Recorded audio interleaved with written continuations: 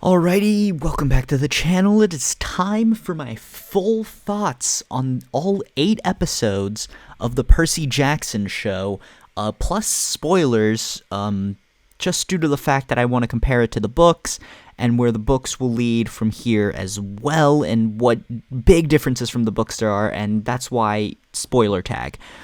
Because if you haven't seen it all, I'm going to be mostly comparing this to the books. I have to say it starts off like almost as a pure adaptation of like literally just bringing the pages to life in those first few episodes, that it was astounding, especially since the movies were so off the rails immediately. But I did really enjoy those first few episodes. But one thing that I do have to say about this show that really just upset me is its way of adapting it. Like, a lot of the moments from the book, the memorable moments from the book, are on the show, and it's mostly what each episode is based off of, a certain memorable chapter. But one thing just really upsets me, and that is how they just completely disregard the mystery of it that is so prominent in the books. Like, they encounter Medusa, but they didn't know it was Medusa until like a little bit later, but then all of a sudden they know immediately, oh yeah, it's Medusa, and oh yeah, it's the Chimera, oh yeah, it's the Lotus Hotel. And it just kind of ruined that fun little intrigue that the books had, where they weren't sure what they were encountering on this quest until they did encounter it. But one thing I must say is I did like the inclusion of the gods here. They were all very well portrayed. Hephaestus was a great portrayal by Timothy Amundsen. Ares was an even better portrayal.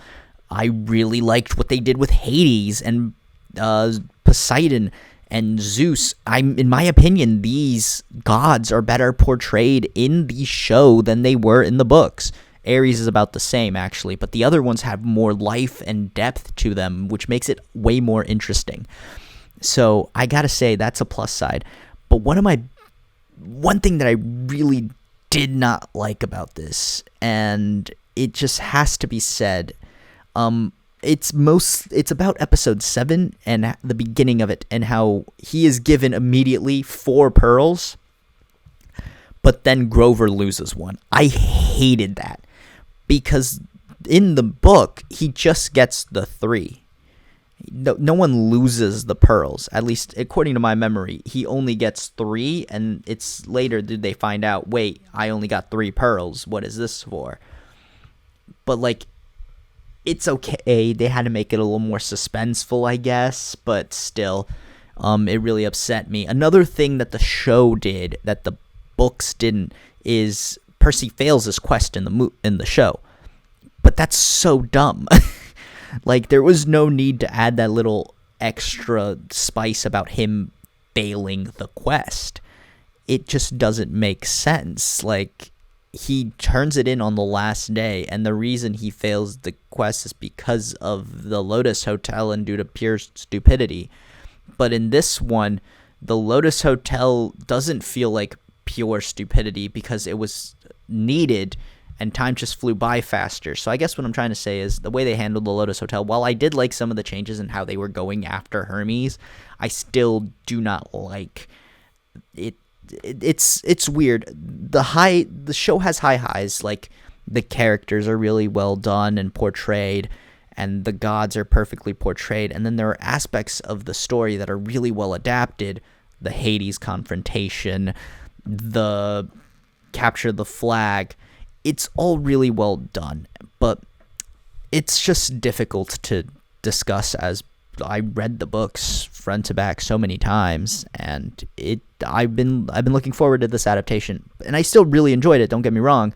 It's just that some of the fun aspects of it are just sort of written off in the show version, and so yeah.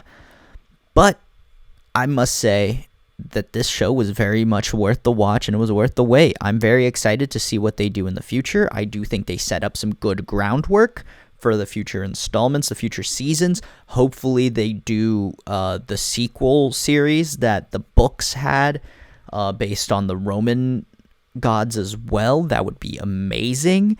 And I'm really looking forward to the rest, and I really hope they don't do the same mistake that they did in Sea of Monsters in the I'm not going to spoil it, but there is a character that is just a named cameo in Sea of Monsters, but in my opinion is one of the greatest character reveals in the whole Percy Jackson series. So I'm not going to spoil it here, mostly because I don't remember the exact name of the character, but oh my god, it was so infuriating to hear that character as just a call, a Easter egg in the movie when it was such an important piece to the books. But yeah, I do recommend giving the show a watch, and if you think I rambled for too long, just you wait, I can ramble for longer. I'm just containing myself.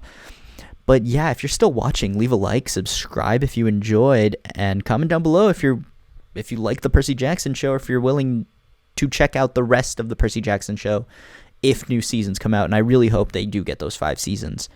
But yeah, other than that, I will leave you guys to it.